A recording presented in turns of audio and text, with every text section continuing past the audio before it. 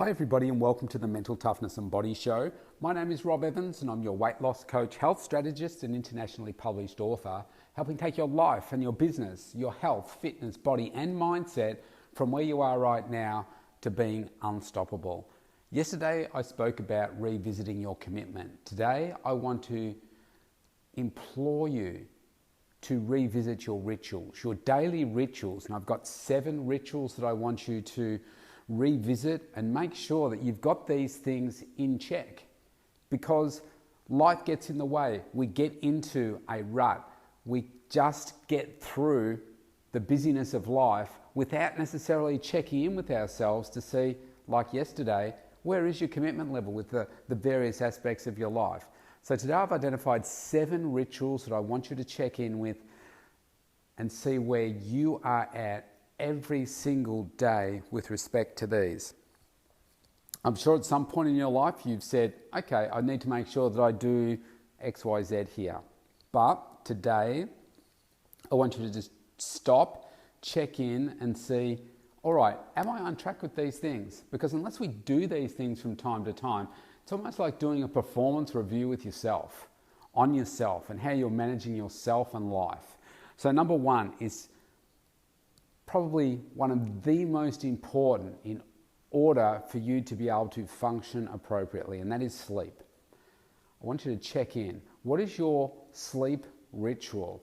I work with many people that when I first start working with them, they have horrible sleep rituals. They don't have a consistent time that they go to bed, or they have disruptive behaviors heading into their sleep that stops them from having a really good sleep. So what are your sleep rituals like? How much sleep should you be getting? Well, I'm going to broadly say between 6 to 8 hours. Now that's 2 hours is a big gap, I realize that. I'll use myself as an example here. For many years, I was using 6 hours as my optimum so that I could get the right amount of sleep to help me recover and repair the muscle and tissue and everything from my workouts, but also enabling me enough time to get done the extra things that I wanted to get done in my life to help me move forward. And my book was Awaken the Sexy Within, was probably the biggest one, where I started getting up at 20 past 4. It meant that I would get sometimes a little bit less, 5.5, but normally around 6 hours, and I could find I could function quite well. Where I am right now, my strength and conditioning coach, based on what I want to achieve for myself this year, he wants me to get closer to 8 hours. So I make sure that I try and get a minimum of 7 hours in. If I can get 8 hours, then that's an absolute bonus.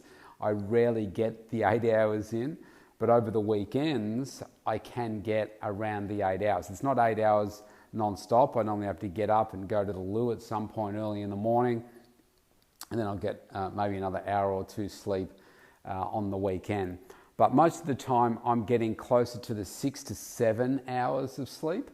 So if I wasn't trying to do what I'm doing with my body this year, because rest is so important for your recovery and muscle growth, I'd probably get closer to the 6. If you are on a high trajectory path to get to success in other areas of your life, then I'd say if you can get 6, then fantastic.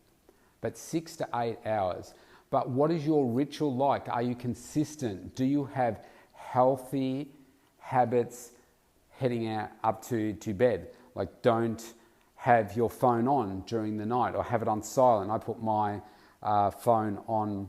It's an iPhone, so there's a bedtime function in there where you can set when you want to wake up, when you want it to go on to do not disturb, when you want an alarm to go off, etc., etc. So anything that happens on my phone through the night, through those hours, I don't get interrupted by it. Making sure that I'm not looking at social media, emails, that kind of stuff just before I go to bed. It's not helpful for me. Making sure that my bedroom is comfortable, my pillow's comfortable, the bed's comfortable, I've got the right climate, I shower before I go to bed, just those nice little rituals, that little unwind sequence that I have At the moment, I watch maybe a couple of episodes of The Big Bang Theory or something before I go to bed, just to lighten my brain and lighten the load that I'm carrying. But I have consistent rituals so that I unwind and get into a nice, consistent sleep pattern. The more hours of sleep that you can get before the clock turns 12 a.m., the better off you'll be. That's the first one. Number two, your schedule. What are your rituals around your schedule? Are you scheduling everything in that you need to get done for the day? So what I like to do is either the night before or first thing in the morning, set myself up for success by saying, what are the 2 to maximum of 4 key things that I want to get done today? So that at the end of the day, if I can say, okay, if I get those 2 to 4 outcomes achieved for today, then it's been a success for me. Now, there are some days where those outcomes may be bigger than others. For instance, my daughter is back in hospital again. I'm needing to spend, it's probably a quarter to half of my day in at the hospital, which means that on the days that I visit, so I'm visiting every second day, I call her every day, but just given my other commitments, I go in every second day for this hospital admission that she's in for. So on those days that I go in there, one of my outcomes is to spend quality time with my daughter, okay? On that particular day, the, say, work outcomes that I want to achieve for my business are not going to be as great as the days when I don't visit her, because I just physically don't have the time to be able to do those extra things. So you got the idea. You've got to set the outcomes that at the end of the day, if you achieve them, you can look back and say, yep, I'm happy with that. If not, then something's not right, okay? You've got to make sure that those outcomes that you achieve are super important. They're big ones. They're not like, okay, I need to do the shopping today. It's not that kind of outcome. It's something bigger but more meaningful, so that you can say, yep, at the end of the day, I'm really pleased that I have done that. That's been a great outcome for the day. And what I make sure that I do with those outcomes is make sure that they're scheduled into my calendar. I use Google Calendar, and I make sure that they're all scheduled. I make sure that every 15 minutes to half hour of my day is scheduled, so that I know exactly what I'm doing. And that includes traveling. And if I'm traveling into the hospital, for instance, it might be to record a podcast, or I'll record a podcast on the way there, and I'll record a podcast on the way back, so that I can make sure that I'm using my time effectively and not just wasting time in the car. Obviously, I'm reflecting about what's going on with my daughter, all that kind of stuff, making phone calls, having meetings, etc. But making sure that that's still planned out and it's scheduled. When I operate best, everything is scheduled. When I start to find that, I'm not being as productive as I normally am, it's because I haven't scheduled everything. It's because I haven't set my day up for success at the start of the day or at the end of the previous day to say, these are the outcomes that I want to achieve over the next 24 hours. So revisit that yourself. What is your ritual around your success strategy for each day and your scheduling? There should be no gaps in your day. Every 15 minutes, half an hour, whatever it is for you, should be scheduled. And that includes, put a time in there for your lunch, for your shower, preparing for work, having your meals, spending time with loved ones, doing your workout, all of that. It should all be in there. Number 3 is about your goals to success. What are your rituals around setting goals up to make yourself successful? And what are your rituals around checking in with those? Because it's easy for us to say, I'm going to write a book by the end of this year, but unless you're consistently checking in with yourself to hold yourself accountable, are you getting closer to achieving that? Are you on track? chances are you'll do what I did for many years, and that was just push out the date by another 12 months. You do nothing on it for about 6 months, do a little bit on it for a couple of months, and then realize that, oh man, I'm not going to get it done in time. Oh, look, I haven't really told anyone. Let's just push out that deadline to this date instead. And you try and make it easy on yourself. That's not a way to build success. That's a way to make up stories and excuses to yourself for mediocrity. But we don't want that for you. We're building a success strategy for you. So you should have goals that you want to achieve. You should have them written down. You should be rock solid on what they are. You should be rock solid on why they're important to you. But how often do you check in with them? Now, that could be a goal around various areas of your life. It could be your wealth creation. It could be your career. It could be your health and fitness. It could be your family. I'm going to split these up. I'm going to say your intimate relationship. It could be your family and friends relationships is another one. It could be spiritually. It could be your sense of giving back to your community as well. I mean, I've listed 7 there. Setting up your goals around all of those areas. It doesn't mean that you have to be working on every single one or as focused on every single one every single day, but you need to be focused on them, on all of them, and making sure that you're checking in with them regularly to make sure that you are making progress. Your health and wellness is my number 1 priority, making sure that I'm taking care of myself and doing everything that I can to optimize my health. And the older that I get, it makes me realize just how proud of myself I am that I've given my health and wellness such a focus for the last 33 years. Because I start to see people that are my age, or even younger than me, that seem just way older. And it makes me feel good about making that commitment to always look after myself and always looking for ways to optimize my health, because I feel amazing. And that just feels good, because that means that I can then work hard at achieving those other things as well. So check in with that, your goals to success. Number 4 is about growing you, specifically your mindset. How are you going with your rituals around that? My belief is that you should be working on this every single day, growing yourself. How do you do that? There are a number of different ways to do it. The way that I like to do it, through my coach. I like to listen to podcasts, normally his podcast, but it could be some others as well from time to time. But I try not to go too wide and listen to too many different views, because I find that for me that can be confusing. So I like to find who I resonate with and listen to their message and just do what they say. The other one that I do is reading. I love to read. So I read books in areas where I want to improve. So right now I'm actually working through one of Dr. Phil's books. I love Dr. Phil and his books, his teaching. It just resonates with me. So I'm actually working through one at the moment that is called Self Matters. Now, what I love about his books are that they're all practical and they all require you to do work.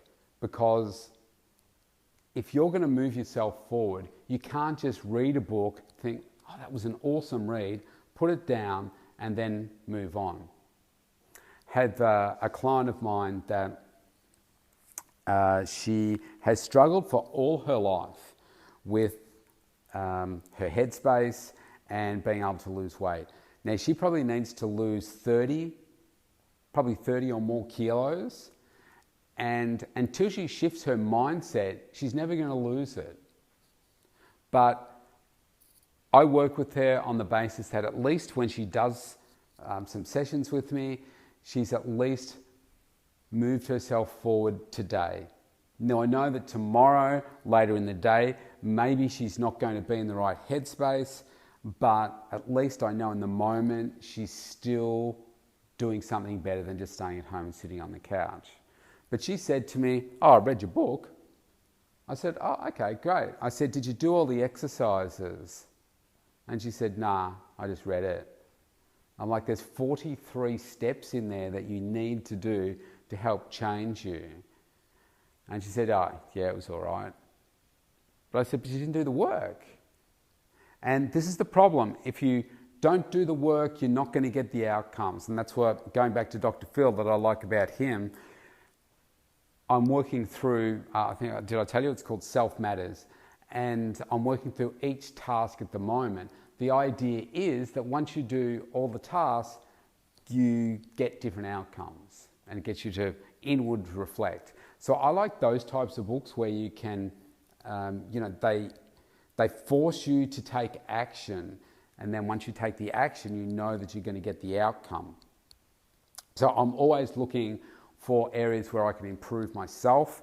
And Dr. Phil is just where I've headed right now. I just say to you, you've got to work on this every day. So find those self-improvement books, an area in your life where you want to improve it. Improve your mindset. Improve the communication with yourself. Find those particular areas where you can grow and do it every day. Number 5 is about your health and wellness. Big passionate one of mine. You've got to be doing strength training. I don't care who you are, you must do strength training. My belief is that you should be doing it 3 times a week. You should be doing some light cardio in there as well. You must make sure that you're following the right type of meal plan to suit you, to suit your goals. You should be drinking enough water, doing all of those things. You should be focusing on this one daily. It doesn't mean that you are exercising every day, although I think you should be at least walking on the days where you're not doing strength training, but it doesn't have to be this intense thrashing of your body. We don't have to do that. It's just about movement and enjoying what it is that you're doing. But you can be focused every day, even though you're not doing, say, intense exercise every day. Maybe you're walking every day, but you're also eating every day. And that means you should be focusing on fueling yourself with highly nutritious food. Doesn't mean that you can't have some, in air quotes, naughty foods, but really it comes down to moderation and not overdoing certain foods. So making sure that you've got a high focus on your health and fitness. I put it number 5, but really this is the number 1 important one, and it should be for you too. Number 6 is about your spirit, your spirituality. What do you do daily in that space? Now, I say that on the basis that, look, I have many clients that will pray daily. They'll do it with their kids, they'll do it with their partner, they'll do it by themselves. I'm not that person, but what I would say is if you have a religion and you're passionate about your religion, then I say you go and celebrate that and do that. I don't have a conversation for you in that space. I just say, do what you're passionate about and follow that belief. My belief is that I am spiritual, which means that I reflect on putting good back into other people, putting good out into the world, and just treating others as I would like to be treated. And so I make sure that every single day that I'm checking in with myself, and whether it's a conversation that I have with somebody or my view about certain things, I'm making sure that I'm living by that principle. So am I treating people the way that I would like to be treated? Am I doing the right thing? Am I putting enough good vibes and good energy out in the world? Am I taking some time out during the day to just sit with my thoughts?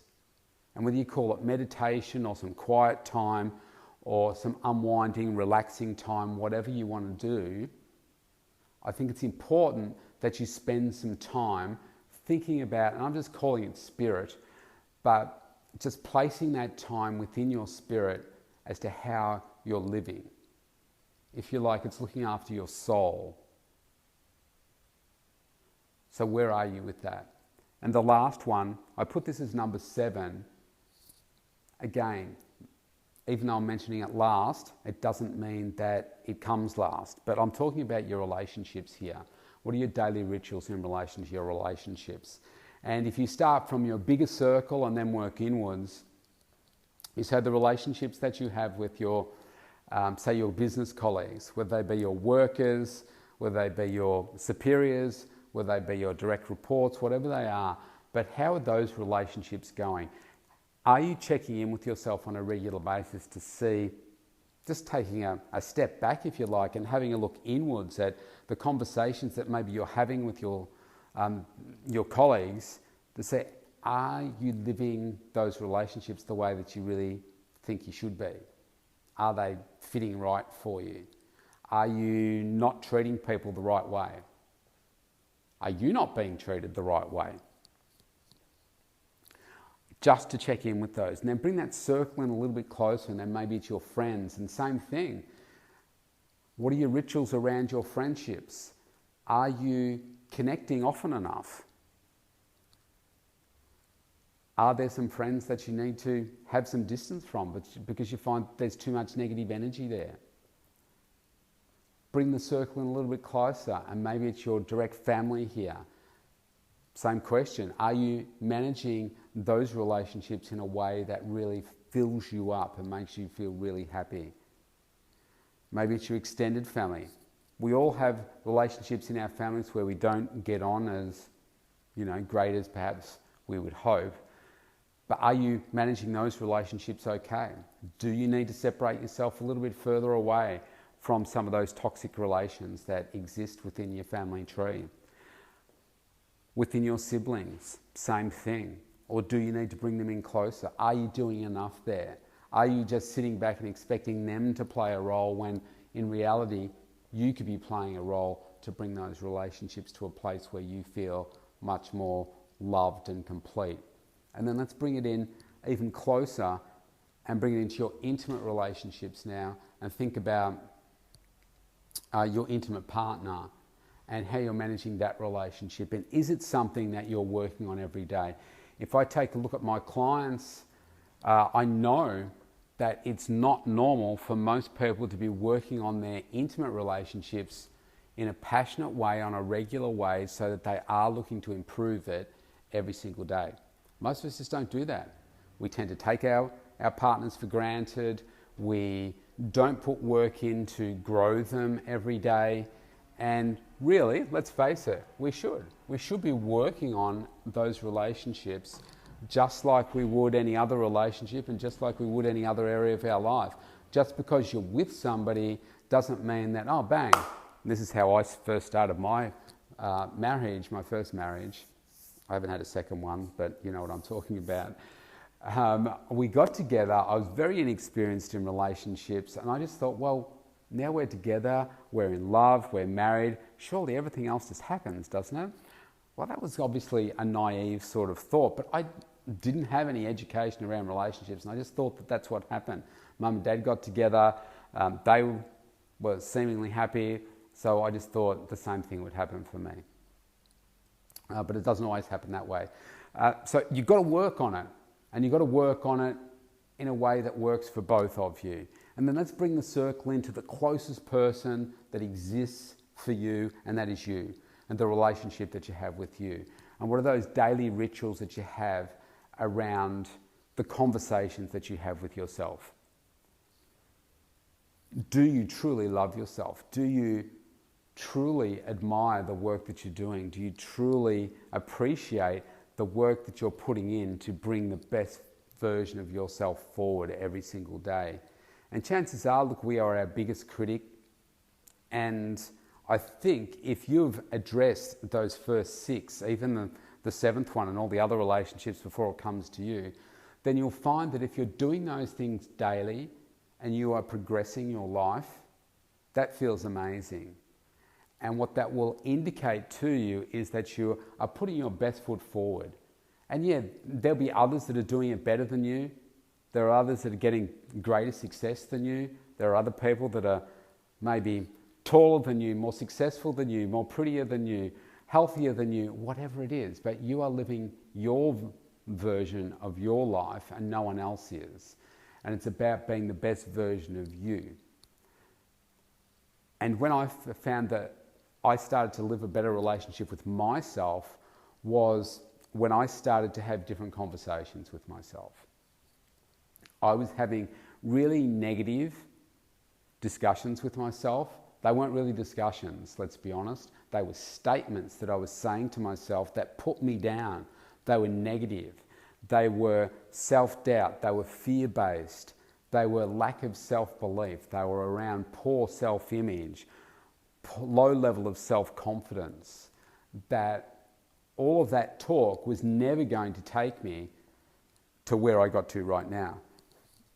And it was not until I realized that until I started to change the conversations that I was having with myself, I was never going to get to where I wanted to get to, or where I perceived was possible for me to get to. And so I made a commitment to myself to change that drastically. And that's what I did. And then it wasn't like things just changed overnight, but over years of reconditioning myself, things changed. So I want you to check in those 7 rituals to revisit and see what you're doing. I don't just mean in a year, I mean these are rituals that you should be working on every single day. So to recap, we've got number 1 is sleep. Number 2 is your scheduling of yourself, setting yourself up for success. Number 3 is your goals to success, the goals that you've set over different areas of your life. Number 4 is about growing you, specifically growing your mindset. Number 5 is around your health and your wellness. Number 6 is around your spirit. And number 7 is around your relationships. Maybe it's time to just check in with these. Now, if you haven't listened to yesterday, please go and do that, because that was about revisiting your commitments. Now, if you want to connect with me, you sure can. So go to the mentaltoughnessandbodyshow.com, opt in for your free consultation. Let's connect. Let's make 2021 your best year yet. Stay safe. I'll see you tomorrow.